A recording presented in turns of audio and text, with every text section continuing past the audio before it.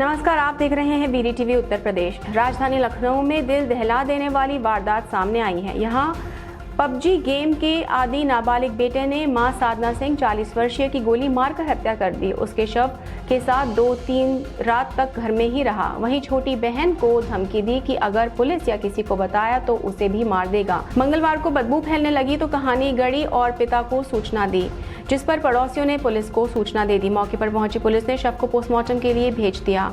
वहीं नाबालिग बेटे से पूछताछ की तो सारी हकीकत सामने आ गई। पुलिस के मुताबिक पति सेना में सूबेदार मेजर JCO के पद पर आसनसोल में तैनात हैं। उनको सूचना दी गई, रास्ते में ही हैं। मूल रूप से वाराणसी के रहने वाले नवीन सिंह सेना में सूबेदार मेजर JOC के पद पर तैनात है।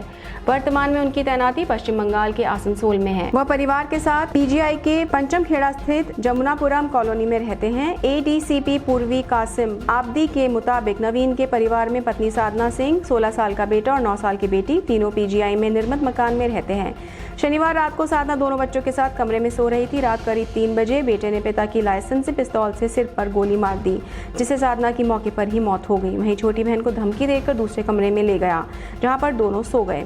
सो उठने के बाद बहन को दोबारा धमकी दी, कहा कि पुलिस या किसी को बताया तो उसे भी जान से मार देगा।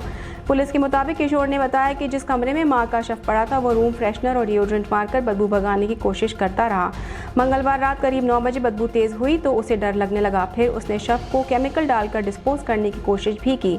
उसने आसनसोल में तैनात पिता को कॉल करके सूचना दी कि मां को किसी ने मार दिया। हम दोनों को कमरे में बंद कर दिया, किसी तरह बाहर निकले हैं। इस पर पिता नवीन सिंह ने पड़ोसी दिनेश तिवारी को कॉल कर घर पर वारदात होने की जानकारी दी। दिनेश जब नवीन के घर पर पहुंचे तो वहां दोनों बच्चे बरामदे में थे। उन्होंने पूछताछ की तो बताया कि किसी ने मां को मार दिया है। जब दिनेश कमरे में गए तो वहां बदबू में खड़ा नहीं हो सके। इस पर उन्होंने तत्काल पुलिस को सूचना दी।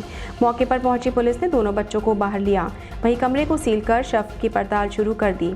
ADCP पूर्वी के मुताबिक साधना का शव जिस बेड पर पड़ा था वहीं पर नवीन की लाइसेंस पिस्तौल भी पड़ी थी। पुलिस ने शव को पोस्टमार्टम के लिए भेज दिया है। वहीं पिस्तौल को फोरेंसिक यूनिट को सुपुर्द कर दिया है। फोरेंसिक यूनिट ने मौके पर कई साक्ष्य जुटाए। पुलिस के मुताबिक हत्या शनिवार रात में की गई थी।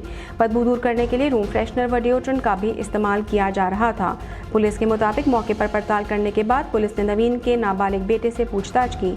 वहीं बेटे से महिला पुलिसकर्मियों ने पूछताछ की। इस दौरान पूरा मामला खुलकर सामने आ गया। नाबालिग बेटे ने पुलिस के सामने कबूल किया कि वह पबजी गेम खेलता था, जिसके लिए उसकी पिटाई भी होती थी। शनिवार को घर में 10,000 रुपए गायब हो गए थे, जिस पर मां ने नाराजगी जाहिर की थी।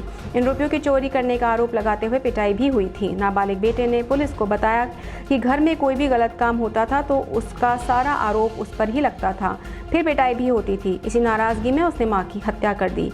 पुलिस के मुताबिक नवीन का नाबालिग बेटा तेलीबाग स्थित APS स्कूल में 10वीं का छात्र है। वो पबजी गेम का एडिक्ट है। इस बात की जानकारी होने पर मां अक्सर उस पर नाराज होती थी, लेकिन नाबालिग बेटे को मां की नाराजगी का कोई फर्क नहीं पड़ता। ज़्यादा नाराज होने पर उसकी पिटाई कर दी जाती थी। वहीं पर इंस्टाग्राम का भी आदी हो गया था। उसने अपने प्रोफाइल बना रखे थे। इन बातों की पुष्टि उसके मोबाइल से हो गई है। पुलिस ने मोबाइल को कब्जे में ले लिया है। फिलहाल पुलिस इस मामले में नाबालिग बेटे से पूछताछ कर रही है। वहीं पिता के आने का इंतजार भी किया जा रहा है। फिलहाल इतना ही। ज़्यादा जानकारी के लिए आप देखते रहिए BD TV उत्तर प्रदेश।